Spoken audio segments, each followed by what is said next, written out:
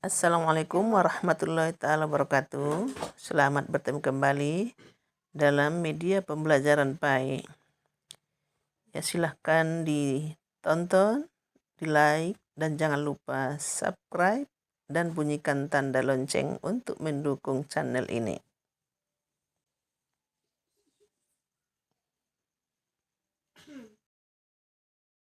Kita pada pertemuan kali ini adalah materi di kelas 11 semester genap. Mudah-mudahan nanti bermanfaat bagi kita semua. Materi kita pada pertemuan kali ini adalah berkaitan dengan iman kepada Rasul-Rasul Allah Subhanahu wa Ta'ala. Sebagai seorang yang beriman kepada Allah, kita juga wajib beriman kepada Rasul-Rasul Allah Subhanahu wa Ta'ala. Seorang mukmin tidak sempurna imannya apabila dia tidak beriman kepada Rasul-Rasul Allah Subhanahu wa Ta'ala.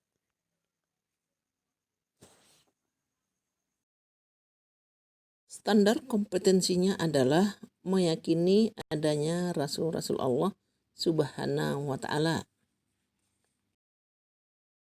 Tujuan pembelajarannya adalah yang pertama, menyebutkan pengertian iman pada Rasul-Rasul Allah. Yang kedua, mengidentifikasi dalil naqli tentang iman pada Rasul-Rasul Allah. Yang ketiga, menyebutkan sifat yang wajib, mustahil, dan jaiz pada Rasul-Rasul Allah Subhanahu wa Ta'ala. Yang keempat, menjelaskan hikmah beriman pada Rasul-Rasul Allah Subhanahu wa Ta'ala. Itulah tujuan pembelajaran yang diharapkan kita peroleh setelah mempelajari materi tersebut.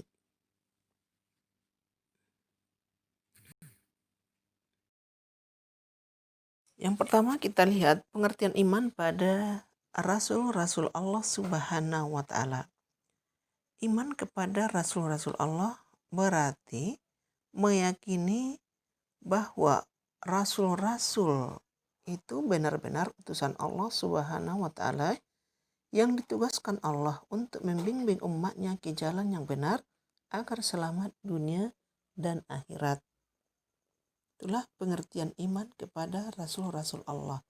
Sebagai seorang beriman kepada Rasul Allah, kita harus meyakini bahwa Rasul-Rasul itu adalah benar-benar utusan Allah Subhanahu wa Ta'ala.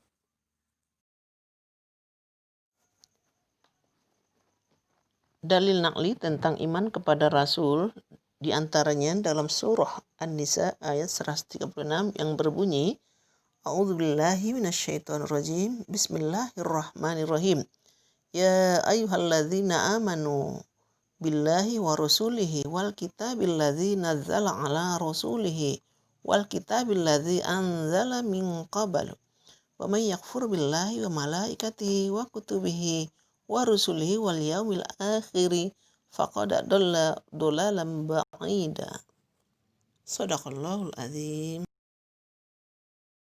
Yang artinya, wahai orang-orang beriman, tetaplah beriman kepada Allah dan Rasulnya Muhammad dan kepada kitab-kitab Al-Quran yang diturunkan kepada Rasulnya, serta kitab yang diturunkan sebelumnya. Barang siapa ingkar kepada Allah, malaikat-malaikatnya, kitab-kitabnya, rasul-rasulnya, dan hari kemudian, maka sungguh orang itu telah tersesat sangat jauh. Quran Surah An-Nisa ayat 136.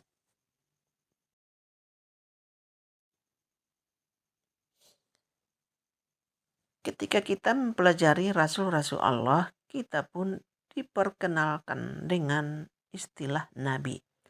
Antara Nabi dan Rasul, masing-masing ada persamaan dan ada pula perbedaan. Persamaannya, sama-sama manusia pilihan Allah Subhanahu wa Ta'ala dan sama-sama menerima wahyu dari Allah Subhanahu wa Ta'ala. Sementara perbedaannya, kalau Nabi dia manusia pilihan dan mendapat wahyu, tetapi tidak mempunyai kewajiban untuk menyampaikan ajaran tersebut kepada umatnya.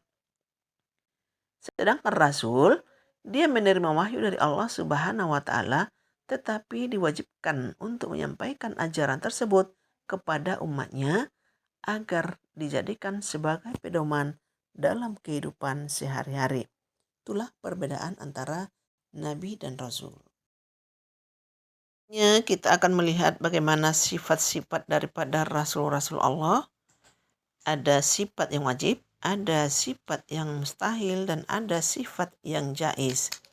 Yang pertama, sifat yang wajib. Sifat yang wajib itu adalah sifat yang pasti ada pada diri Rasul.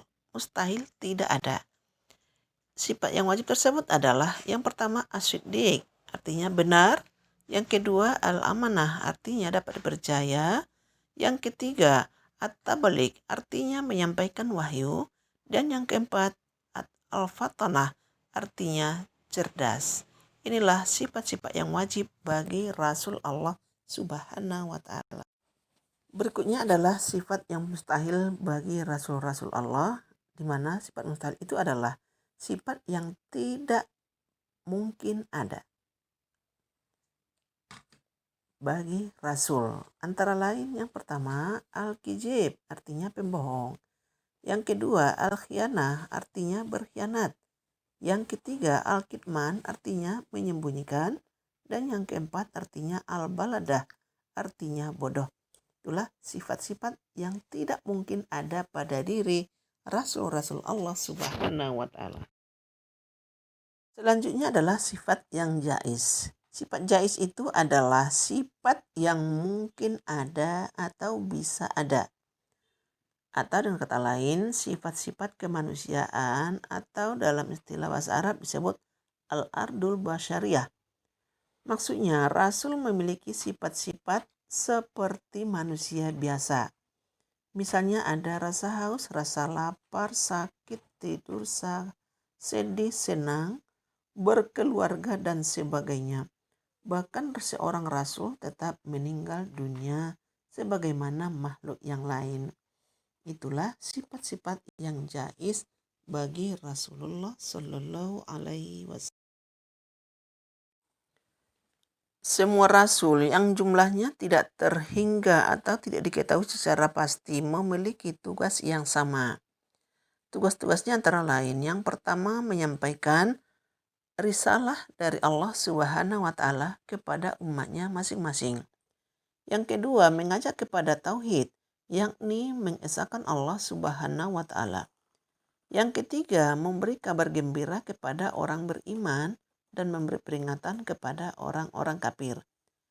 Berikutnya mengajarkan kepada manusia cara menyembah Allah Subhanahu wa ta'ala. Selanjutnya menyampaikan berita-berita gaib yang benar, karena pada hakikatnya manusia memiliki kecenderungan yakin kepada sesuatu yang gaib.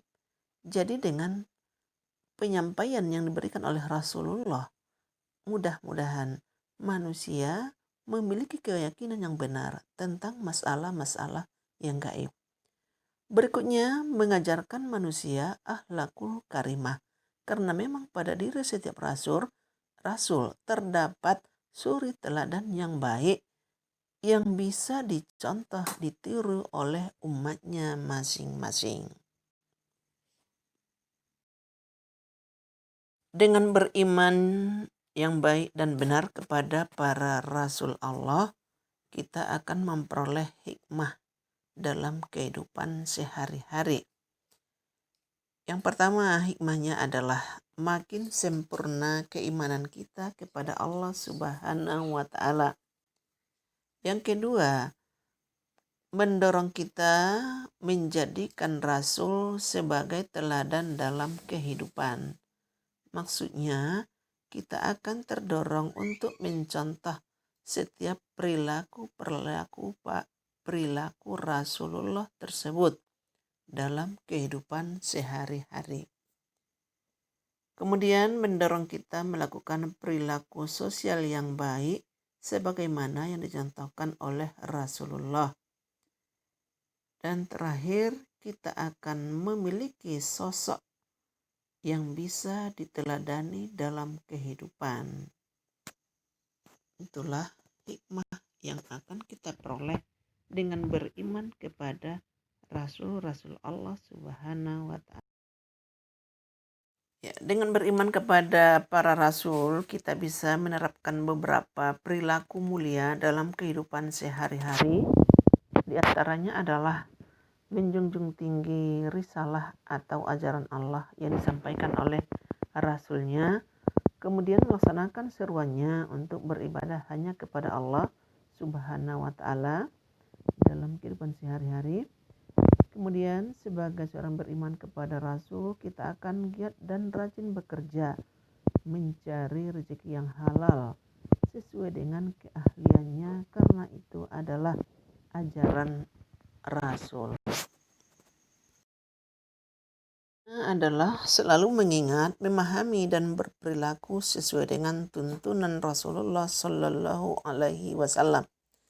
Yang kelima adalah melakukan usaha-usaha agar kualitas hidupnya meningkat ke derajat yang lebih tinggi. Misalnya, rajin bekerja, rajin belajar, ya, tenggang rasa, toleransi, dan sebagainya. Jadi dapat kita pahami, dengan beriman kepada para rasul, kita bisa menerapkan perilaku-perilaku mulia dalam kehidupan sehari-hari, sehingga kita menjadi orang-orang yang berkualitas, orang-orang yang mulia di tengah-tengah masyarakat.